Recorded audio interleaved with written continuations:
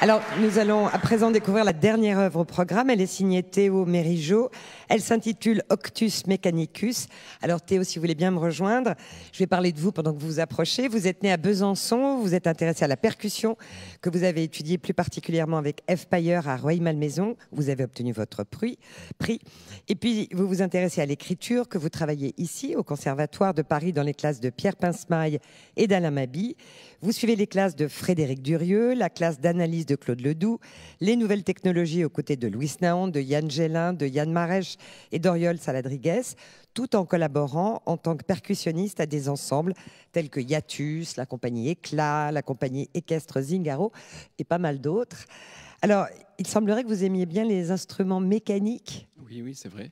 Donc en fait, vous voyez ce piano qui est là, il a tout d'un piano normal, mais en fait c'est un piano, un disque clavier. Donc c'est un piano qui est contrôlé par un système MIDI. Et c'est pas la première fois que je travaille avec, c'est la troisième pièce que je fais en fait. Il y a d'abord eu un solo pour ce piano, ensuite un trio, et là donc ce piano avec un ensemble de musiciens. Qu'est-ce qui vous intéresse dans cet instrument en particulier ? Peut-être c'est bizarre à dire, mais premièrement, je trouve qu'il y a une présence scénique très forte. On le verra, enfin j'espère qu'on le verra. Et en fait, je l'utilise, on pourrait être tenté de l'utiliser comme un peu un piano sur homme. C'est-à-dire c'est vrai qu'il peut jouer très vite, il peut jouer plein de choses. Mais moi, je l'utilise souvent pour plutôt ses défauts, parce qu'il en a plein. Oui. Lesquels ? Osez le dire. Alors, par exemple, il y a pas celle-là, mais la pièce d'avant, je lui demandais de jouer des doubles croches assez, pas très vite même, comme ça, mais avec une vélocité, donc une nuance très faible. Et il n'y arrivait pas, ce vilain. Et du coup, il n'y arrivait pas à faire ses doubles croches, il faisait quelque chose de différent, il faisait ce qu'il pouvait. Donc ça donnait des rythmes un peu comme Samir parlait, des rythmes ovoïdes. Et c'était tout le projet de la pièce, c'était basé en fait sur ce qu'il ne savait pas faire, plutôt que ce qu'il savait faire. Alors là, il sait faire ce que vous allez lui demander dans cette pièce. Alors là, c'est un nouveau piano, parce que l'ancien, il est cassé. C'est vous qui l'avez cassé. Faut pas le dire. Et donc, ce nouveau piano, maintenant, sait faire ce que je lui demandais avant. Donc, j'ai fait autre chose. Voilà.